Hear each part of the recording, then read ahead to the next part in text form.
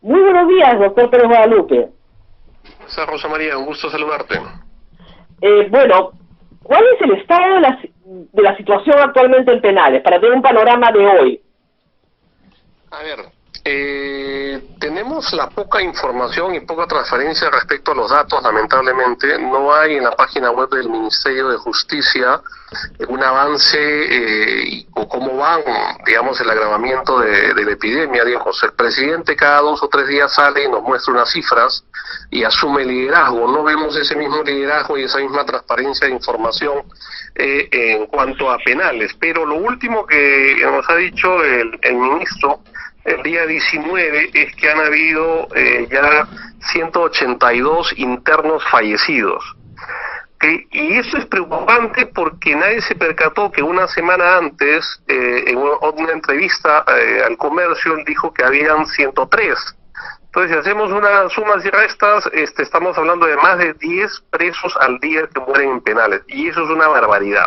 Repito, más de 10 presos al día que están muriendo en los penales, y recién nos enteramos. Es decir, y no lo ha dicho así tal cual el ministro de Justicia, sino que sacando un poco de información de la poca data que nos brinda, es lo que estamos sacando. Ahora, ya hay 12 o 13 empleados penitenciarios fallecidos, aparte de los internos, pero lo interesante es ver la ratio que tenemos, es decir, los presos ya con esta información los internos representan el 6% de todos los muertos por coronavirus en el Perú.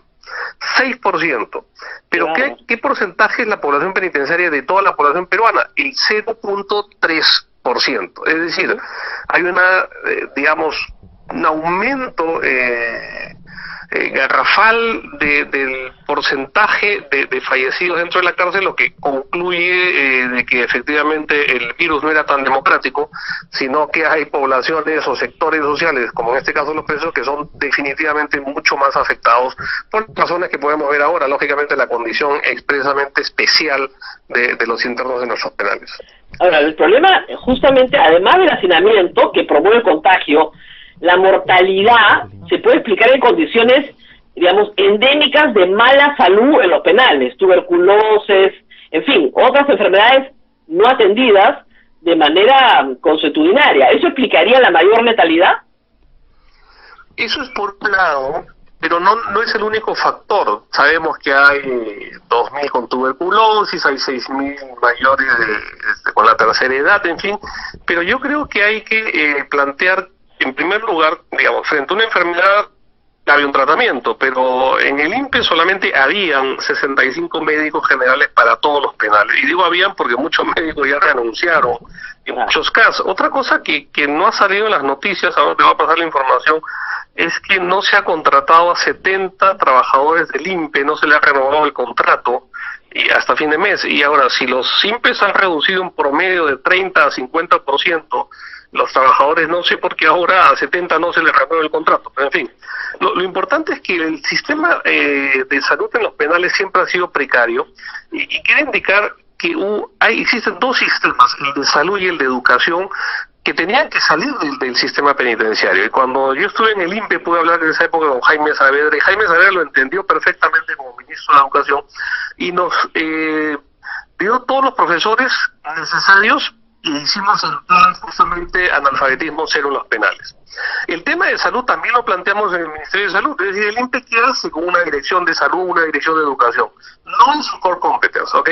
El sistema de salud en los penales también tendría que ser una función del Ministerio de Salud, y eso no se ha logrado. Entonces, el sistema de salud ya de por sí es muy deficiente, pero si a esto le agregamos falta de médicos, falta de atención, falta de medicinas, ya tenemos el escenario completo. Pero quisiera agregar, Rosa María, si me permites, que el 27 de junio del 2019, el año pasado, el Tribunal Constitucional saca una sentencia y dice: la salud es un derecho fundamental de los presos. La relación de sujeción especial, mira la frase que usa, de sujeción especial de la población privada de libertad tiene respecto al INPE, a la institución penitenciaria, y esta asume la responsabilidad por la salud de los internos. Es decir, hay responsabilidad de la institución penitenciaria por la salud y lógicamente la vida de los internos, por 2 razones muy concretas que tú ya la mencionaste. Primero, la situación de hacinamiento. Es decir, es imposible es imposible guardar la distancia social con un 140% de hacinamiento en promedio. Y en segundo lugar, porque la única institución, es decir, ellos están sujetos absolutamente a lo que haga o deje de hacer el Estado. No hay posibilidad de decir, si nosotros queremos salir y arriesgarnos y nos vamos a los mercados sin mascarilla, es nuestra responsabilidad, ¿no es cierto? Y si nos medicamos o no nos medicamos, es nuestra responsabilidad finalmente. El riesgo, el asumir los riesgos. En cambio, el asumir los riesgos de los penales, ya no es responsabilidad de los internos. Y la cura y el tratamiento tampoco es responsabilidad de los internos, porque la única institución es el Estado, o sea, a través de la institución penitenciaria, para proveer de los médicos y la medicina. Es una situación especial en los penales. Ahora, ¿qué cambió? A mí me tiene esto muy sorprendida.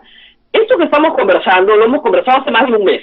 Al día siguiente de Semana Santa ya había un diagnóstico, todo el mundo repetía, este es un problema grave, fue advertido, el presidente de la República lo despreció, dijo que esto era un conjunto de gente que quería liberar narcotraficantes y violadores, y lo mandaron al Congreso. El Congreso también dijo sí primero, consensuó un dictamen el viernes pasado, y a la mañana siguiente, el sábado, dijo que ni hablar, por razones absolutamente populacheras.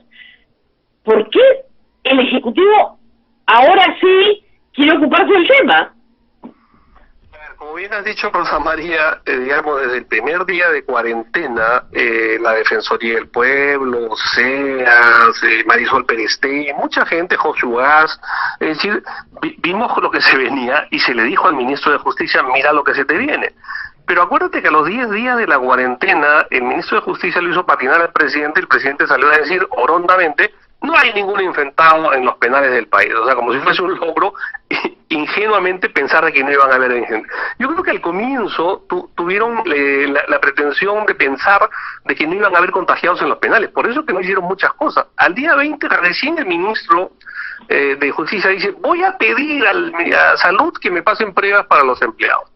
O sea, no se planificó desde el comienzo, por más que todos lo dijimos, y acuérdate que a los 10 días de la cuarentena cambian a las cabezas del INPE, que fue otro fracaso. Yo creo que ese fue el comienzo del fracaso de la gestión del Ejecutivo en los penales, porque el nuevo presidente del INPE, comenzando, no sabía a dónde se metía, y segundo, no duró ni mes y medio, o sea, para que veas el fracaso que hay.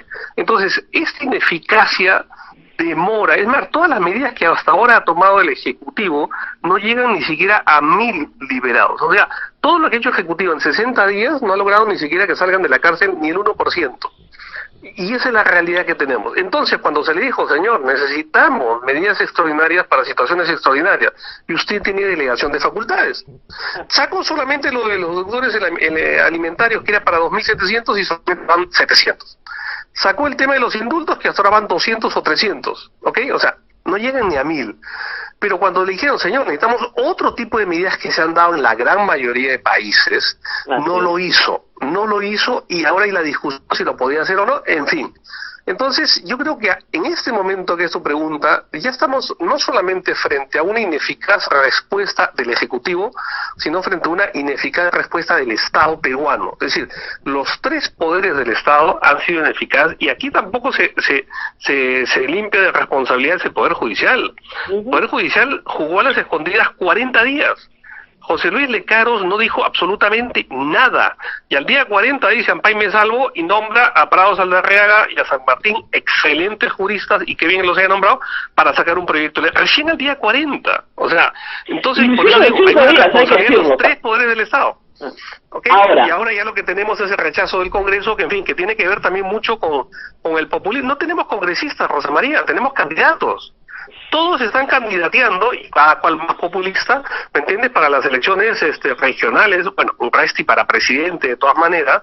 Entonces el presidente de facto del Congreso es Urresti. Él es el que marca la agenda del Congreso y es el que determina, como tú bien dices, hubo en la Comisión de Justicia cierto consenso para aprobar el proyecto de ley, pasa al Pleno y Urresti lanza un discurso incendiario, ¿ok?, y dice, no vamos a liberar a delincuentes. Lo interesante de ese discurso de Urresti es que es idéntico al que 2 semanas atrás había sacado el presidente de la República, Martín Vizcarra, diciendo no vamos a liberar a delincuentes. O sea, el populismo de Vizcarra le devuelve un resti con el mismo argumento. O sea, no, y son, yo creo que son delincuentes, yo tampoco. Son, ¿no? Entonces, ambas son dos piezas de la defensa de los familiares de los fallecidos que se van a presentar ante la Corte Interamericana. Eso sin duda. No ahora, pero en unos años de todas maneras. Porque que este caso sea llevado a la Corte Interamericana, a mí no me queda duda. ¿Por qué? Porque es el mismo caso que la matanza de los penales de Alan García o la violación del botín de Castro por Fujimori. Pero con muerte lenta, ¿no? Sin la violencia de 1 o 2 días, sino una muerte lenta absolutamente anunciada. ¿Tendrá que ver este hecho con el cambio de actitud del presidente? Yo creo que sí. Ahora, el presidente, digamos, yo sí que reconozco el liderazgo que ha llevado desde el comienzo, y siempre lo he dicho, el liderazgo que ha llevado, inclusive de manera pronta cuando surgió la cuarentena, y nos ha ido llevando, digamos, ya al final las medidas de la cuarentena no han dado muchos resultados en la tercera etapa, pero finalmente el presidente lo asumió, a eso voy, o sea, tomó el liderazgo, esto salía todos los días, estas son las medidas y ya está. Pero ese mismo liderazgo no lo hemos visto en el Ministerio de Justicia, y ese es el primer punto que marca una diferencia. Entonces, ¿puede haber responsabilidad? Yo creo que sí, pero por negligencia. Es decir, recién nos sentamos y por una entrevista que ha dado el ministro, no es que el Minjus haya publicado en su página web o nos esté informando, recién sacamos en este momento que hay una ratio de 10 muertos por día en los penales. Pero ya digo, no da la información. Entonces eso es negligencia de lo que se pudo hacer desde el comienzo y no se hizo. Pero otra cosa también que anotar, y que puede haber problemas también, es el tema de los 9 muertos de Castro. Porque eso está pasando muy piola. A ver, yo te digo, Rosa María, acuérdate que yo estuve 3 años y medio en el INPE, y tuve motines, sobre todo el primer año y medio, tuve motines, sí. ¿Cuántos muertos hubieron? Ni uno. Y tuve muchos motines con toma de rehenes, ¿ok? Porque se manejó de otra manera. Y los 7 últimos años no han habido motines. ¿Ok? No han habido, se tranquilizó el sistema penitenciario. Entonces, que en un solo motín como Castro, que los internos no tenían armas, o sea, no estaban armados, no estaban disparando a la policía, a los INPE, haya 9 muertos, hay que investigar qué armamento se utilizó, porque, digamos, los 9 muertos son por armas de fuego y no son perdigones de goma. O sea, los cazapatos o las escopetas que usa el INPE normalmente en estos casos son con municiones de goma. Al menos me han pasado una foto de las municiones que se han encontrado dentro de Castro y son de acero, y también parece balas. Eso se tiene que investigar.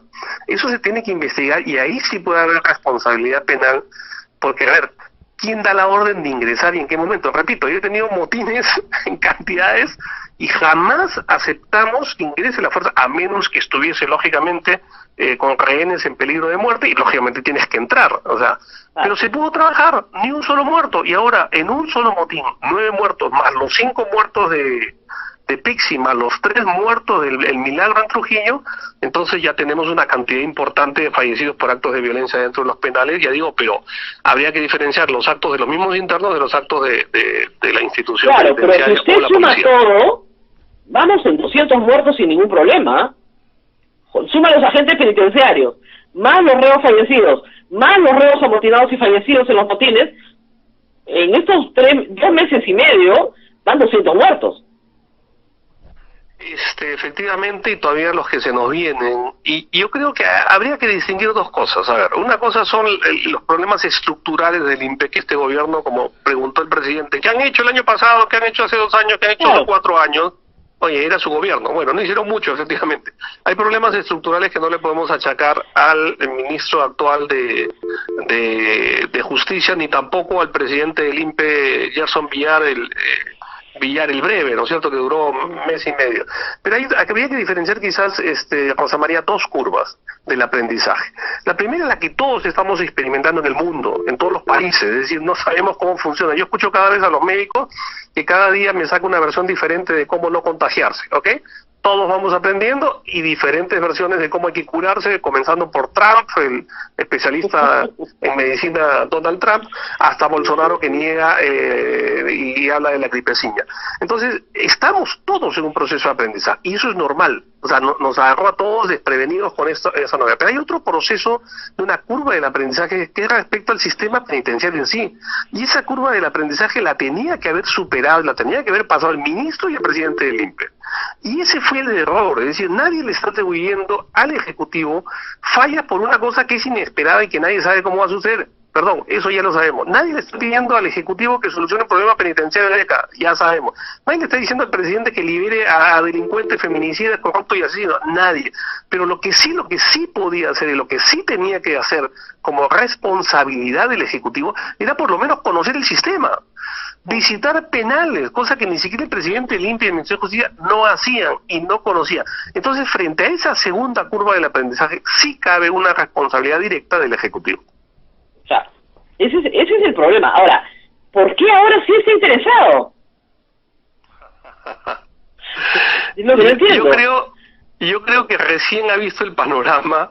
Yo creo que ha tenido mucha información solamente sesgada de su ministro de Justicia, que repito, no quiso ver el problema, se negó y no quiso aceptar lo que le estaba diciendo todo el mundo. Y recuerda que, mira, al día casi 40 de la cuarentena, recién el ministro de Justicia cita una reunión con 30 especialistas, ¿ok?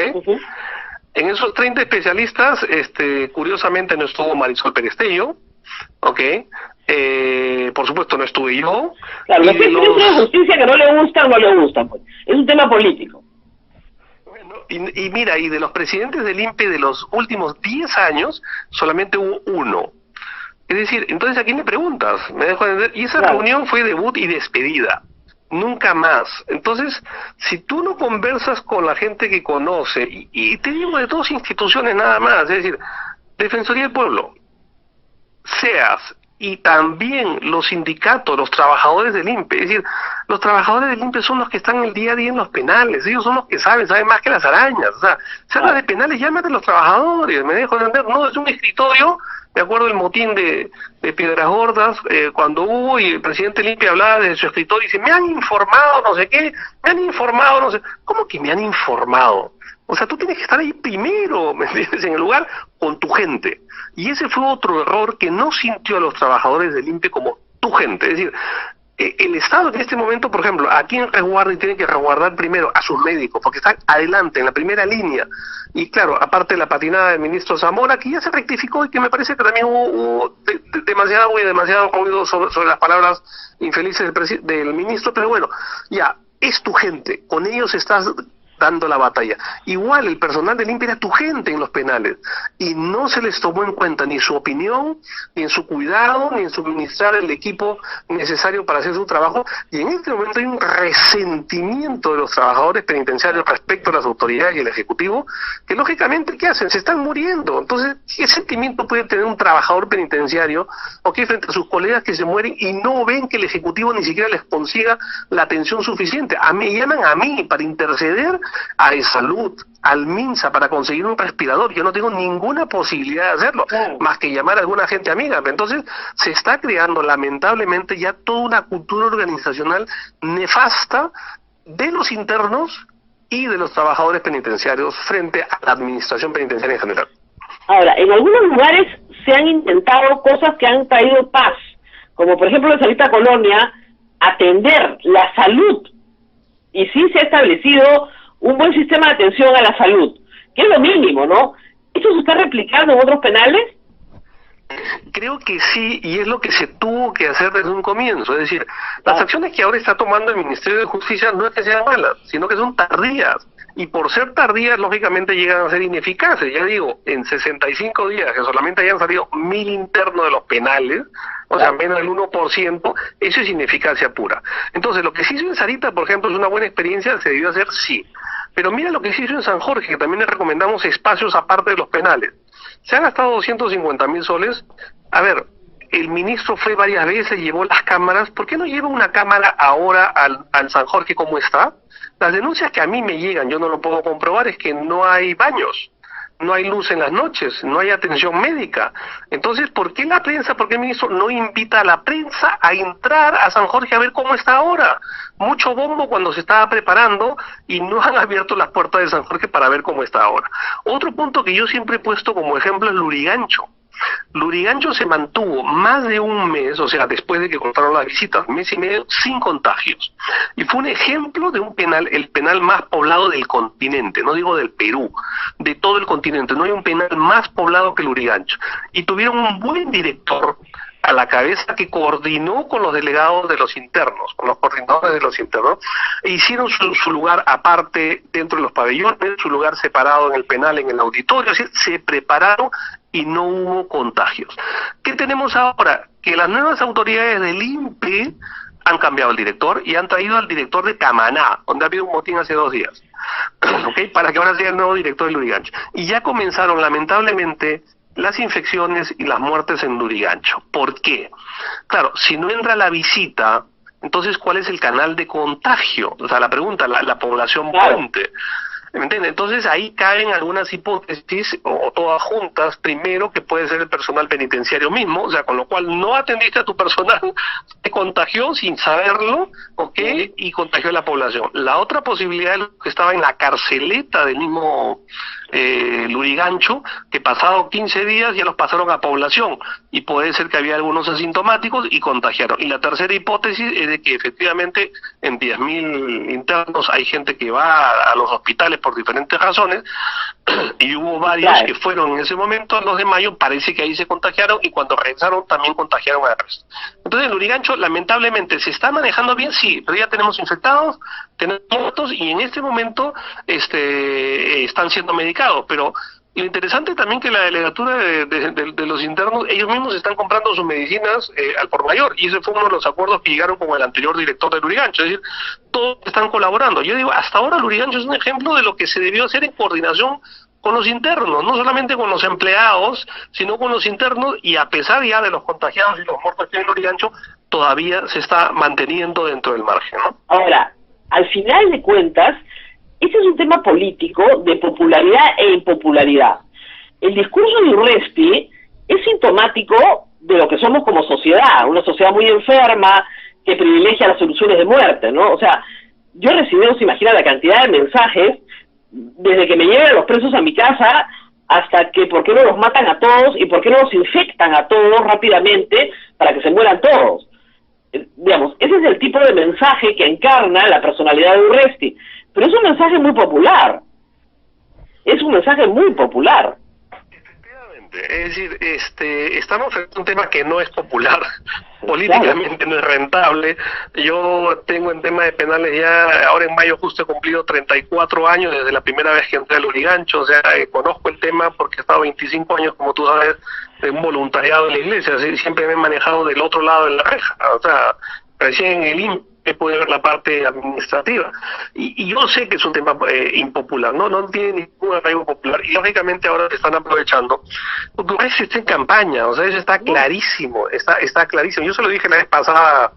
Ahora, es un caso raro, ¿no? Porque es un procesado por asesinato, debería por lo menos proyectarse en la posibilidad de que pueda ser condenado, ¿no? Y que va a terminar ahí también, no sé, es un caso muy extraño, porque quiere organizar, digamos, un matadero en la cárcel, quiere que la gente se muera, todos los que están adentro, y sería más o menos el objetivo. El deshacinamiento se lograría con la muerte masiva de los reos. Sí, pero es igual, acabas con la pobreza matando a todos los pobres, ¿no es cierto? Exactamente. Pero a lo que voy es, una cosa es la lucha contra la delincuencia, en la cual, por favor, todos cerramos filas, o sea, eso no está fuera de discusión, eso está fuera de discusión, ¿me entiendes? En el sentido de, por favor, nadie está pidiendo impunidad, nadie está pidiendo que no se sentencien a los asesinos, nadie está diciendo eso. Lo que estamos diciendo es que el Estado, sea el asesino más grande, al ladrón más grande, ¿ok? Como Estado tenemos una superioridad moral frente justamente al infractor, al delincuente, y tenemos que darle una cárcel que por lo menos, si no le puedo garantizar una cama, por lo menos le puedo garantizar su vida. O sea, eso es lo mismo que le podemos garantizar. Esta discusión, lo que yo creo. Esta discusión la tuvimos muchas veces durante la época del terrorismo. Y efectivamente las Fuerzas Armadas no se entendía lo de la superioridad moral, se entendía que había que arrasar. Y el señor Urresti viene de esa escuela y justamente su juicio es por violación de derechos humanos, asesinato durante el estado de emergencia en tiempo de terrorismo.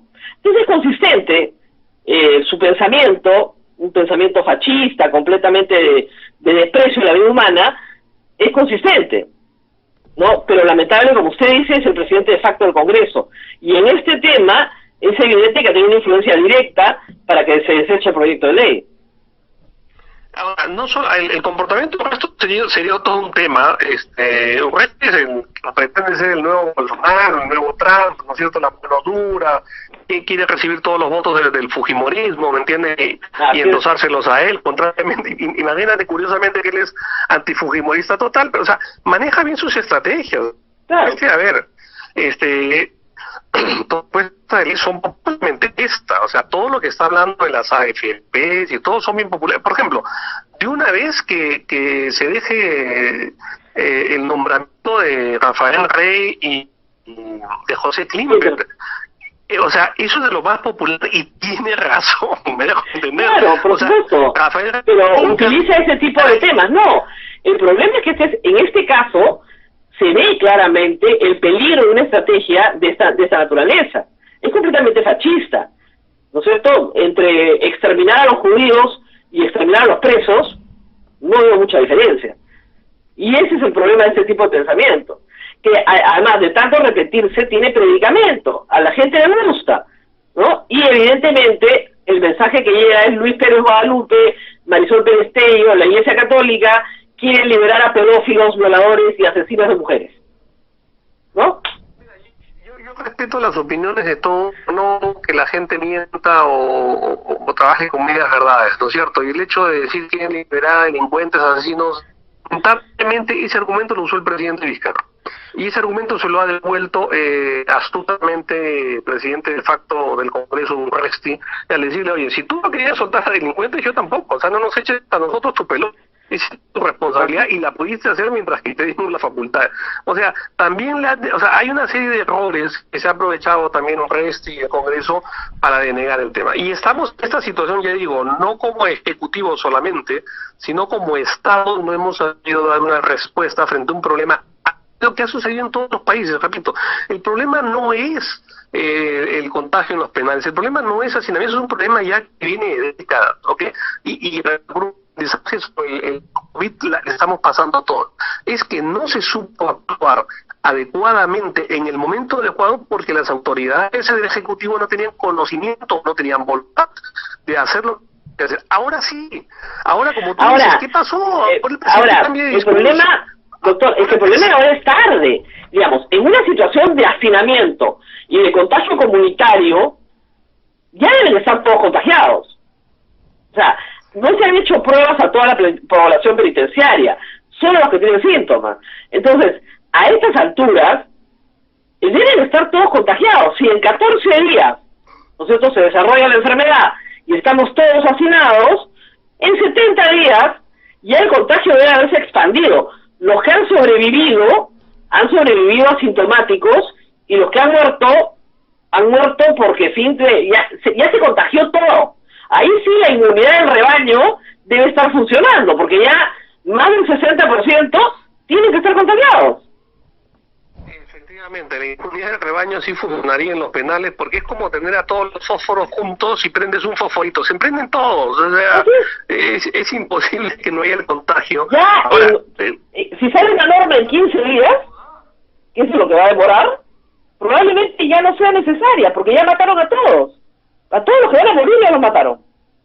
Ahora, los internos están pepeando, es lo que yo tengo en la información, están previniendo, claro, automedicando, y algunas sí el médico está recetando, pero lógicamente todo lo que vemos idealmente que sea un tratamiento personalizado es casi imposible en nuestros penales, pero así como sucedió en Sarita, que dio resultado, están usando en otros penales también, pero también los mismos internos son conscientes de la realidad y ellos mismos se están automedicando. Esperemos que en algo funcione para que no sigan los muertos, pero a ver, recién que nos enteremos al día 65 de la pandemia, tenemos a estas alturas 10 presos muertos al día y que no hayamos sabido y que se nos haya dado la información, y porque una entrevista que le hacen al ministro de Justicia y comparando con lo que dijo hace una semana podamos sacar esta información, eso sí me parece grave y falta de transparencia del Ejecutivo respecto a un problema. Así que todos tenemos que colaborar para solucionarlo, pero no se dejan lo que podemos esperar perdón, es esta semana y la próxima muchísimos más fallecidos. Más o menos funciona así: si necesitas la mitad de contagiados para alcanzar inmunidad de rebaño y la tasa de letalidad es más o menos 3%, tienes 50.000 personas que van a estar contagiadas, ya no contagia el resto, y de esas 50.000, el 3% más o menos son 1.500 personas. Eso es lo que va a morir. Yo espero que no, pero no podemos trabajar si no tenemos data para ver cómo ha ido la proyección también de los fallecidos. O sea, claro, la data no se tiene data. que manejar así. Pero como, digo, digamos, si hay esa ha cosas, sido la Mariana, política, ¿no? eso es lo que va a suceder. Sí, pero digamos, Eso es lo que va a suceder. O sea, no va a data, bajar de mí. la data, si me permite, la data de los fallecidos y los infectados es una data pública y todos hacen sus proyecciones, economistas, epidemiólogos, y se puede hacer y dar sugerencias, le guste o no al gobierno, pero todo el mundo está hablando, criticando, opinando, apoyando, y esa data no se está tratando en penales para saber, por ejemplo, cómo está avanzando el virus. No hay data, ¿me entienden? Ni en qué lugares ni cómo se ha podido contrarrestar. Entonces, esa información es fundamental. Yo hablo con Defensoría del Pueblo y me dicen que le ha pedido 1000 veces al INPE la información y no se la dan. Y ahora lo que me dicen, y digo como me dicen de oídas, es que están preguntando en otros países cuando al final termine esto y digan en el Perú hubo 1.000 muertos y digan sí, pero en Colombia hubo 3.000, en Chile hubo 20.000, o sea, nosotros matamos menos, ¿me entiendes? O sea, ya están en esa línea de justificar, ya adelantándose a las justificaciones, nosotros matamos menos, ¿ves? Y qué sé yo. Y si mataron menos fue porque los internos tomaron su reacción a tiempo y comenzaron a pepearse y a tomar sus precauciones, y buenos directores como el anterior director del Lurigancho. Bueno, terrible la situación, porque ya, como digo, a estas alturas, con toda la población contagiada, sin haber tenido test para todos, porque no se ha hecho test para los 97.000 presos, es bien difícil saber cuál es la verdad. Pero las medidas llegan tarde, eso sí está clarísimo. Gracias a Luis Pérez Guadalupe por estar hoy día con nosotros. No sé a ver si hay alguna pregunta del público. Pregunta por la situación del penal de mujeres, doctor Guadalupe. ¿Sabe algo usted del penal de mujeres? A ver, los penales hay que diferenciarles, gracias por la pregunta, porque, a ver, una cosa es Ancón 1, otra cosa es Ancón 2, por más que estén juntos.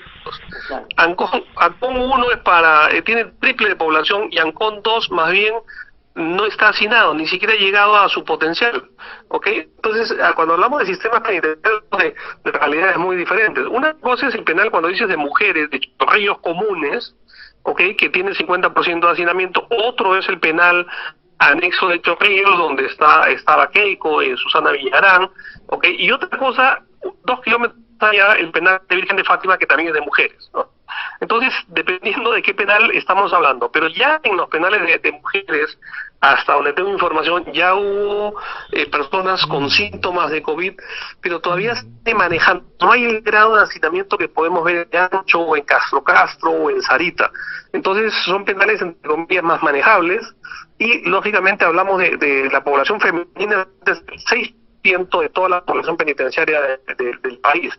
Entonces, si se quiere, hay mejor pronóstico de tratamiento, es decir, y las mujeres en todo caso, en general hay mayor limpieza, y eso se trabaja mucho también. Las directoras de los penales de mujeres en ese sentido trabajan mucho con las internas de responsabilidad y corresponsabilidad entre todos. Entonces yo espero de que los casos detectados no lleguen a expandirse tanto como en otros penales. Muy bien. Muchísimas gracias al doctor Pérez Guadalupe. Rosa María. Muchas gracias, y bueno, hemos pintado un panorama terrible, pero ya. Gracias, vamos a ver doctor, qué muy sigue amable. sucediendo los próximos días. Gracias. Muchas gracias al señor presidente limpio, ministro, ex ministro de Justicia. Muchas gracias.